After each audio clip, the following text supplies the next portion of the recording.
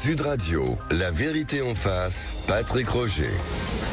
La vérité en face autour de la sécurité privée. Dans un instant, je recevrai le président de l'association des métiers de la sécurité et Julie Troquier, qui est directrice générale de ceux qui s'occupent de la médiation en matière de sécurité privée, notamment résidentielle. C'est quelque chose d'assez innovant parce qu'on fait de plus en plus appel à ces agences, ces entreprises de sécurité privée face à la montée de la violence. Avant cela, justement, ce qui s'est passé aussi à Dunkerque. Alors, on ne connaît pas encore toutes les circonstances. Pourquoi Paul D, c'est le prénom que l'on connaît sans le nom précisément, a tué 5 personnes samedi. Visiblement, ça s'était mal passé avec son employeur. En tout cas, il sur la zone portuaire, il a tué 2 agents de sécurité. Nous sommes avec Arthur. Nous avons changé évidemment le prénom parce que il a travaillé avec Marc. Il est avec nous au téléphone. Bonjour Arthur. Bonjour Patrick Roger, bonjour à tous les auditeurs. Bon, on a changé donc votre prénom parce que vous voulez témoigner notamment sur les conditions de travail de la sécurité en fait privée. Un mot d'abord sur Marc. Marc, c'était un grand collègue que je connaissais depuis 10 ans. C'était quelqu'un d'investi, quelqu'un de gentil, quelqu'un qu'on pouvait compter. Marc était aussi un père de famille, marié avec 2 enfants, en bas âge bien sûr. Ouais. Et il a été tué. Vous parliez avec lui avant des risques en faisant votre métier quand on est agent de sécurité. Mais bien sûr, puisque dès l'instant où on va placer des agents de sécurité, c'est qu'il y a un risque, forcément. Donc le risque, on y est confronté tous les jours. Faut dire aussi que la violence qu'il y avait il y a 20 ans, ce n'est plus la même violence qu'aujourd'hui. On était préparés, on était formés à ça, mais cette violence, quand on la vit, après, c'est plus la même. On voit les choses totalement différemment. J'ai vu Marc la veille de son décès, oui.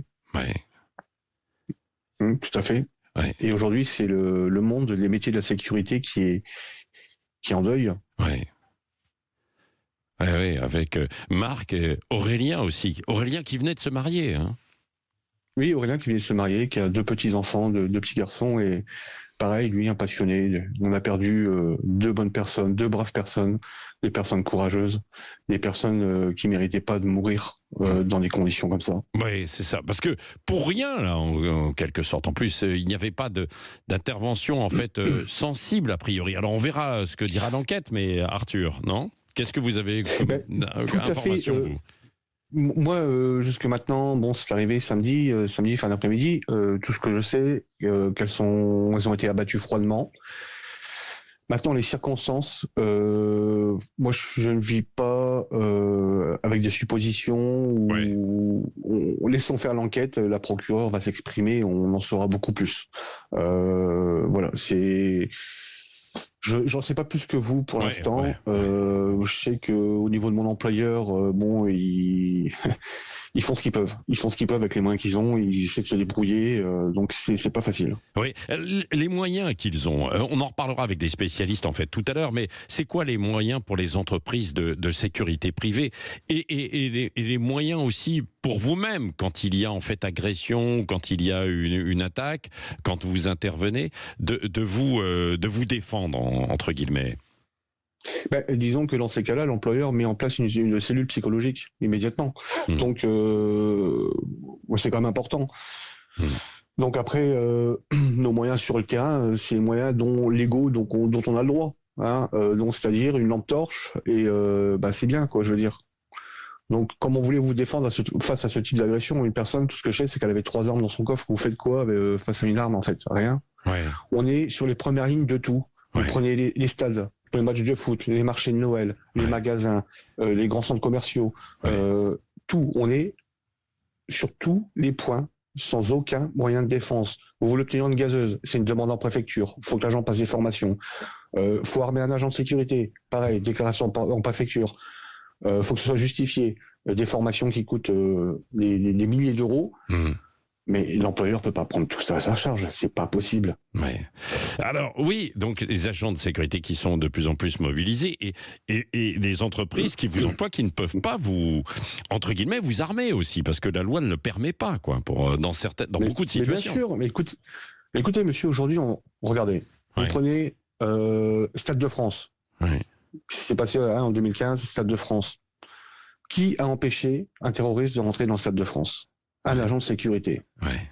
Le gars, il avait une bombe humaine devant lui. Ouais. Il n'avait rien pour se défendre. Juste ses mains pour faire une palpation. Mais vous imaginez un peu, donc, on vit de plus en plus en insécurité et on ne nous donne pas les moyens nécessaires. Ouais. Ça ne peut pas aller, ça ne peut pas fonctionner. Oui, mais alors pour ça, il y a la police nationale, police municipale, qui ont d'autres prérogatives. Alors, d'ailleurs, des polices municipales, c'est un peu complexe parce qu'il y a des endroits où ils ne sont pas armés, quoi, non plus. Vous êtes appelé dans d'autres situations, mais de plus en plus, c'est ce que vous me dites, Arthur. Je rappelle qu'on a changé votre prénom. De plus en plus sur des situations finalement plus périlleuse. Avant, vous étiez là pour assurer un peu la sécurité de l'entrée, je pense en fait à des magasins, des stades, mais sauf que vous êtes confronté à la violence, quoi, en même temps. Mais tout à fait. Donc oui, on évolue sur le terrain petit à petit, mais au niveau matériel, on n'évolue pas. Oui. Vous n'évoluez. Qu'est-ce que vous voudriez? On va en parler avec des spécialistes en fait dans quelques minutes qui seront avec nous en studio.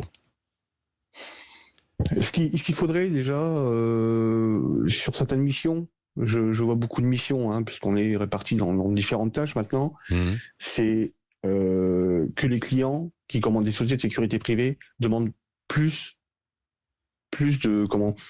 d'agents.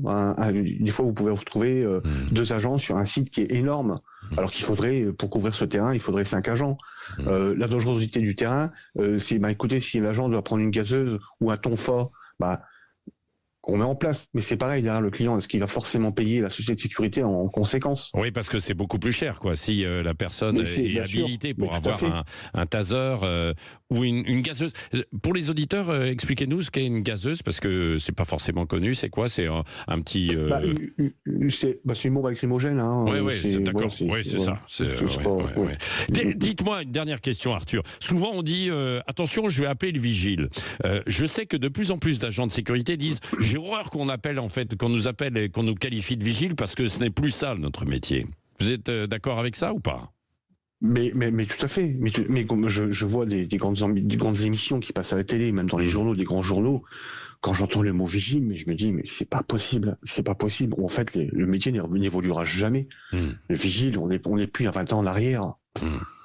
On est agent de sécurité. On a des cartes professionnelles. Oui. Arthur, vous avez perdu donc Marc, votre ami. Est-ce que vous allez travailler quand même cette semaine? Alors, hier, je devais aller travailler, j'y suis pas allé. J'y suis pas allé parce que simple et bonne raison que j'attrapais peur. Je vous cache pas, j'attrapais peur. Ce soir, je sais pas si je saurais travailler. Là, pour l'instant, et on dort plus. Ça fait depuis samedi, j'ai dû dormir 4 heures. Les collègues, on s'appelle la nuit l'un l'autre, chacun notre tour. Ça nous fait du bien de se parler ensemble, de parler nos bons moments, ça nous fait vraiment du bien et voilà, donc je pense pas que ce soir j'irai travailler non plus, quoi. On comprend. Écoutez, merci de ce témoignage. Vous avez tenu à témoigner pour raconter en fait le quotidien de ces agents de sécurité. Et puis parce que vous avez perdu votre ami Marc aussi, on a une pensée évidemment pour la famille de Marc et celle d'Aurélien, aussi tués donc dans leur mission d'agents de sécurité sur la zone portuaire de Dunkerque ce week-end. On va continuer, on va en parler dans un instant avec des spécialistes. Est-ce que la sécurité privée est adaptée à la montée de la violence notamment? Comme le disait Arthur, il faudrait peut-être passer en fait à autre chose.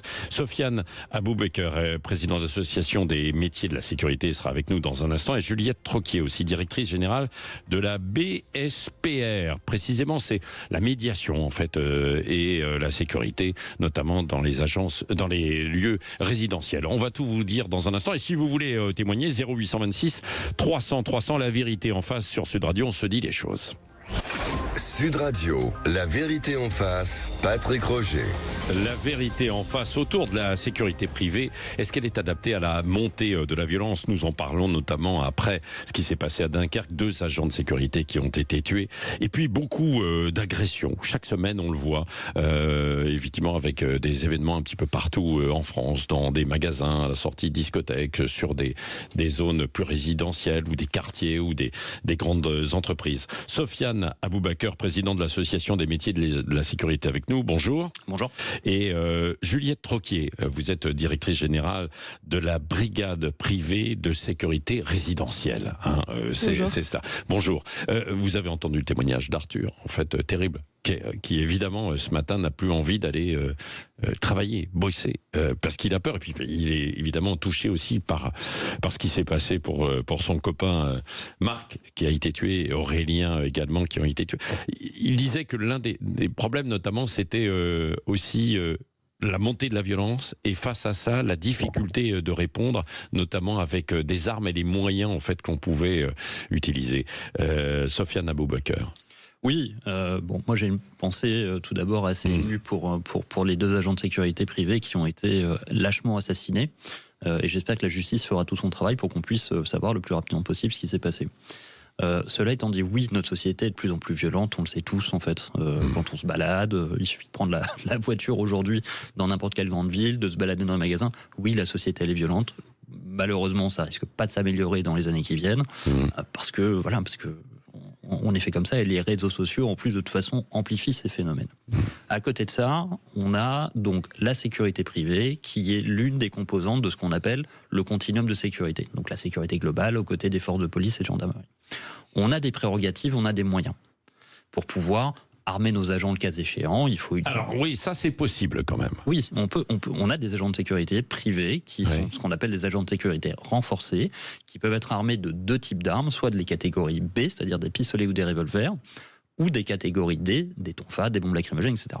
C'est une société particulière pour les armes de catégorie B, c'est-à-dire pour les pistolets et les revolvers, qui est un petit peu plus spécialisée qu'une société de sécurité privée. Mais qui intervient alors peut-être sur des situations plus sensibles. À la base, c'était la réflexion qui a été menée, qui a conduit à cette loi de 2017, c'était pour pouvoir assurer la protection de ce qu'on appelle des organismes d'importance vitale, des PIV, une centrale nucléaire, un établissement extrêmement sensible, etc. Là où on ne peut pas forcément mettre des policiers partout, quoi, ou des gendarmes, quoi. Mais aujourd'hui, la sécurité privée, si on fait le total, c'est supérieur à police et gendarmerie confondus. Hein, donc on est 180 000 personnes, je crois, non? C'est 290 000 cartes professionnelles aujourd'hui. 290 000. Alors 290 000 cartes professionnelles d'agents de sécurité privée aujourd'hui sur tout le territoire. Ça veut dire qu'il y a 290 000 personnes aujourd'hui qui peuvent exercer dans les métiers de la sécurité privée, tous métiers confondus. Hein, on a des catégories particulières. Policiers, je ne sais pas combien il y a de policiers, comme il y en a, non?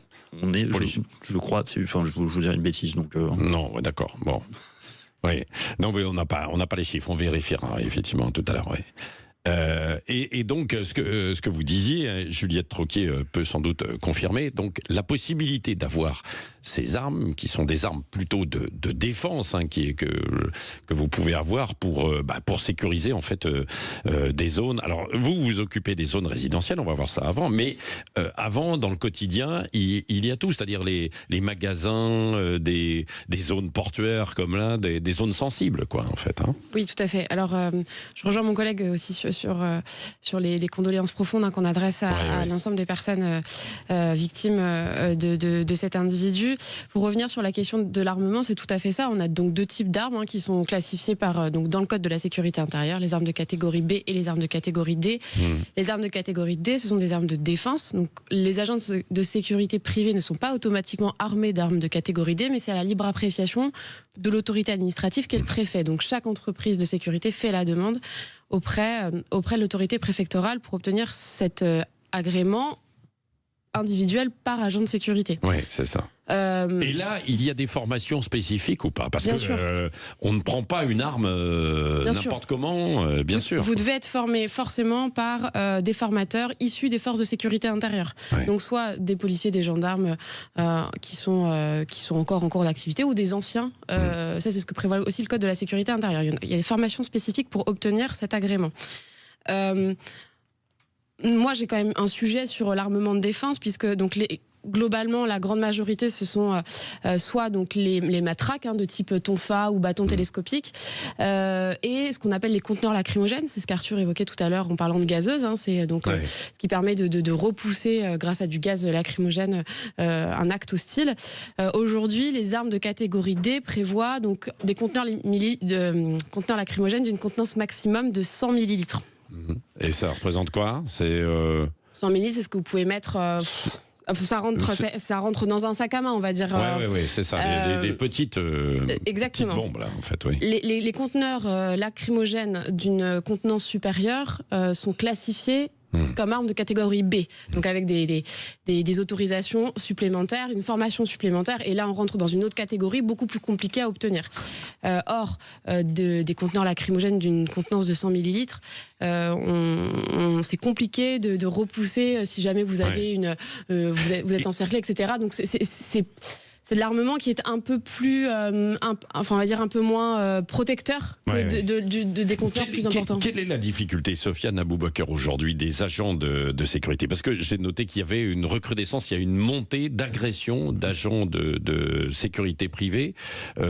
Où ça, alors? Un peu partout? Je parlais des magasins, parce que c'est la période en ce moment, on en voit beaucoup, effectivement, d'agents de sécurité privée. Mais partout en France. Alors, les métiers les plus difficiles, les plus pénibles, c'est les métiers de la grande distribution, parce que vous avez des agents de sécurité qui vont être présents 8, 10, 12 heures debout pour pouvoir assurer la protection du personnel de caisse, éviter que les gens viennent voler, et qui sont confrontés à tout type d'agression, parce qu'effectivement on a toute la société dans les magasins.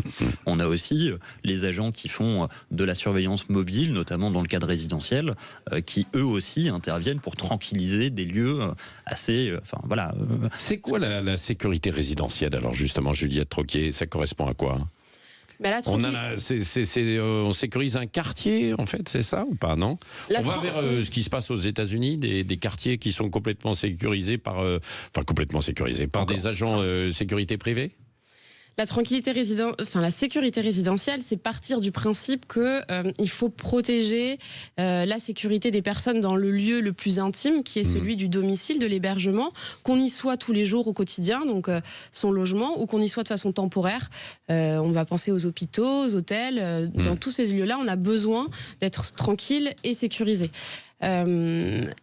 Aujourd'hui, c'est une notion qui n'est pas encore développée, qui n'est pas encore portée. On a développé beaucoup de notions en matière de sécurité dans les transports, c'est vrai. Dans les commerces. Tout ça est venu. Enfin, le développement de la sécurité privée, il est aussi venu avec le développement des loisirs. On a des grands parcs d'attractions, des grands centres commerciaux dans lesquels on a besoin de sécurité. On a aussi développé les notions de sécurité au travail. Donc, ces notions de sécurité, elles sont de plus en plus prégnantes dans la société.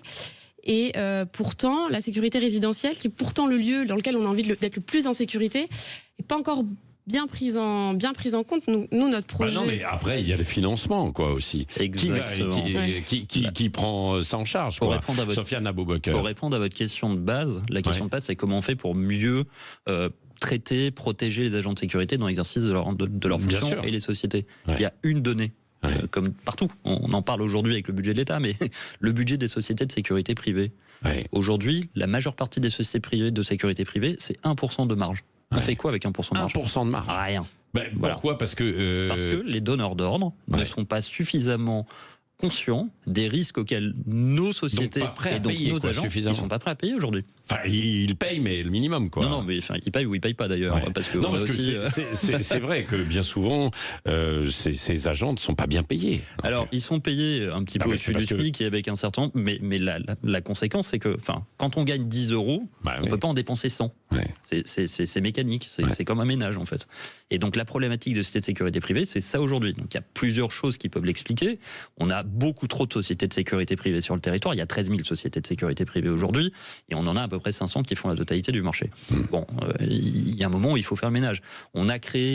L'État a créé en 2010 le Conseil national des activités privées de sécurité qui est rentré en exercice en 2012.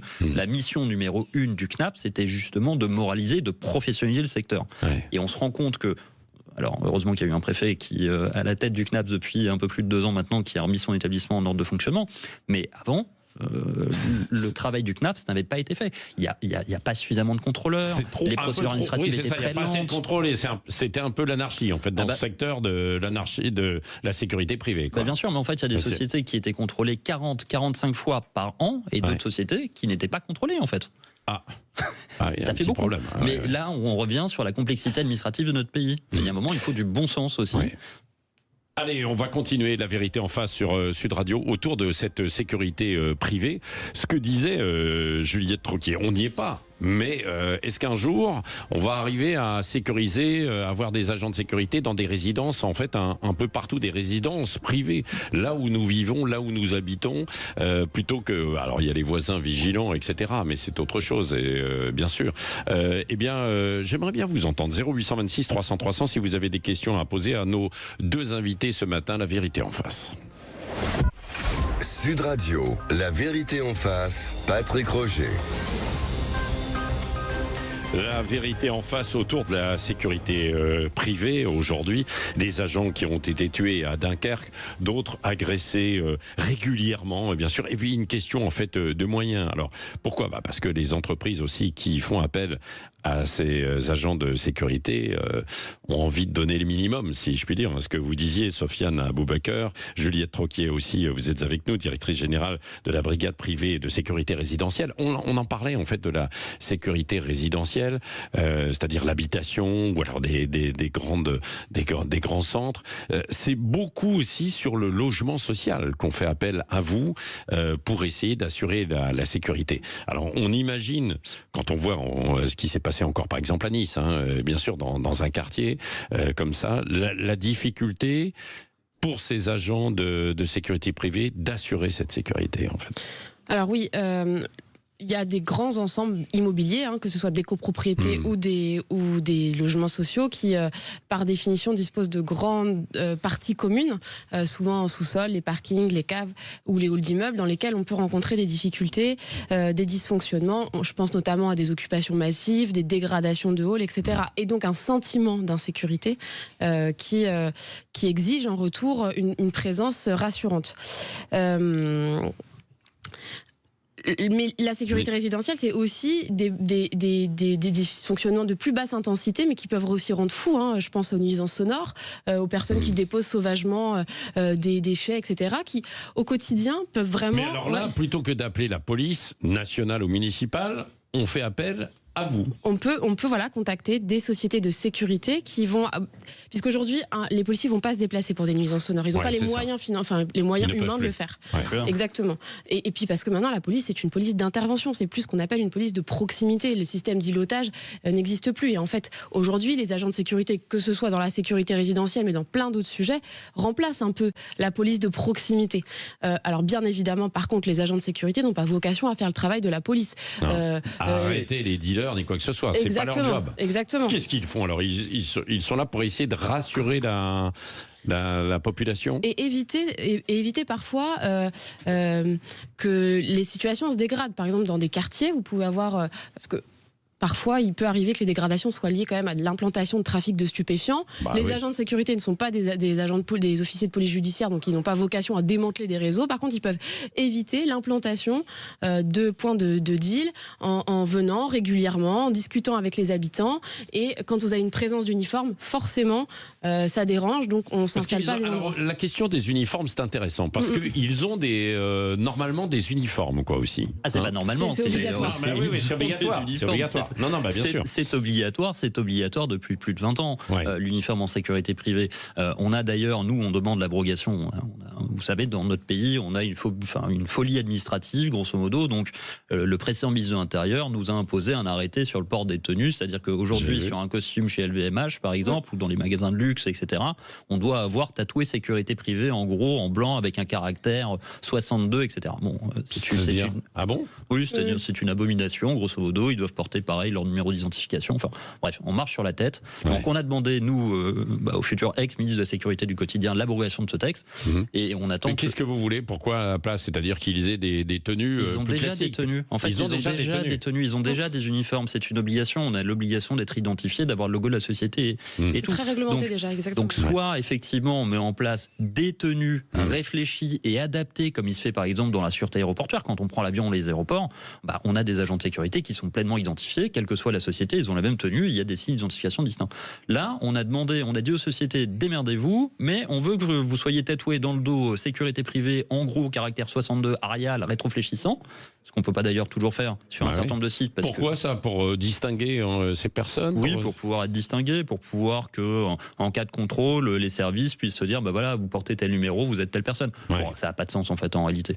Oui, et puis surtout, ça omet complètement les différentes spécialités des agents de sécurité. On n'est pas de la même façon agent de sécurité rondier sur un site, comme on va faire de la sécurité résidentielle, comme on va faire de l'événementiel. Donc, oui, alors que déjà les uniformes sont très standardisés, donc il n'y avait pas de sujet particulier. Alors ils interviennent et ils peuvent être aujourd'hui confrontés à des situations de plus en plus périlleuses, les agents de sécurité. Est-ce qu'ils sont équipés de gilets pare-balles?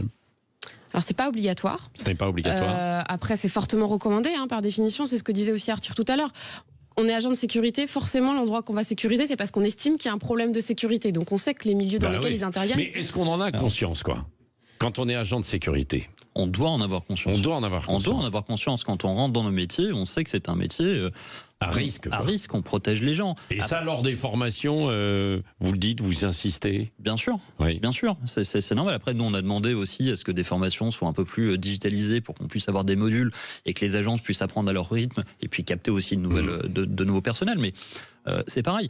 Quand on rentre sur un site, une société de sécurité privée a l'obligation personnelle de faire une analyse de risque, de savoir comment vont être exposés ces salariés, etc. Et en fonction de ces risques qui ont été identifiés, eh bien, oui, ils peuvent être équipés. Alors, il y a des gilets pare-balles, mais il y a aussi le niveau inférieur qui sont les gilets de protection contre les coupures de couteau, par exemple. Voilà. Donc, il y a différents niveaux de protection qui existent en fonction des risques auxquels ils sont exposés. Et donc, oui, ça c'est à l'employeur impérativement de mettre cela en place. Mais encore une fois, pour pouvoir mettre tout ça en place, il y a un client qui doit payer une prestation. Aujourd'hui, 30% du chiffre d'affaires de la sécurité privée, c'est l'État. L'État est malheureusement l'un des plus mauvais payeurs et fournisseurs. On a des exemples avec des prestations de services qui ne sont pas payées depuis plusieurs longs mois. Mois d'avril, par exemple. Ah oui, quand même. Voilà. Il y a eu les JO qui sont passés par là, qui ont été un coup de booster un petit peu en même temps pour vos métiers de la sécurité, non? Oui, notamment en matière salariale. Il y a quand même eu des évolutions aussi, c'est ce qu'on disait tout à l'heure. Les salaires des agents de sécurité privée ont... En fait, ils ont évolué, ils ont effectué un rattrapage parce qu'on était quand même sur des... Ils ont vraiment évolué. 7,5% d'augmentation au 1er janvier 2023, 5% au 1er janvier 2024, 3,2% l'année prochaine et 2,8% l'année d'après. On a discuté avec les partenaires sociaux pour pouvoir mettre en place et revaloriser cette grille de salaire. Mais encore une fois, à la fin... Qui paye? Qui paye. Merci beaucoup, Sofiane Aboubakar, président de l'association des métiers de la sécurité, et Juliette Troquier, directrice générale de la brigade privée de sécurité résidentielle. Sécurité résidentielle qui se développe de plus en plus, comme vous l'avez bien défini. Et évidemment, on a une pensée pour les familles, les proches de Marc et Aurélien, ces deux agents qui ont été tués. Avant de retrouver Valérie Expert dans un instant, Gilles Gansman, le cadeau de Noël tout de même, parce c'est Noël. Bien sûr, on parlait des grands magasins tout à l'heure. Le grand sapin, c'est Céline qui a été le 23e appel au 0826 300 300. Bonjour Céline. Bonjour. Alors, on va ouvrir votre cadeau parce que vous avez gagné. Attention. Et c'est Cécile. J'ai dit Céline. Cécile. Pardon, pauvre Cécile. Carte cadeau d'un montant de 200 € chez Maison Scarlett, la marque française numéro 1 de boîtes à bijoux, etc. Boîte à montres, c'est joli, c'est pratique, c'est très beau. Très très beau. Voilà, c'est pour vous. Oui. Vous nous appelez d'où, Cécile? J'appelle d'un petit village à côté de Toulouse qui s'appelle Le Foga. D'accord, Le Foga. Je connais pas très bien. Bon, voilà. Écoutez, on vous souhaite de passer de joyeuses fêtes et vous êtes récompensé aussi pour votre fidélité à écouter Sud Radio. La vérité en face est terminée pour aujourd'hui. Dans un instant, donc, Valérie Expert et Gilles Gansman qui vont recevoir notamment Lisa Selos, la réalisatrice. Et puis ensuite, on va revenir sur C8 et Énergie 12 qui sont privés de chaîne.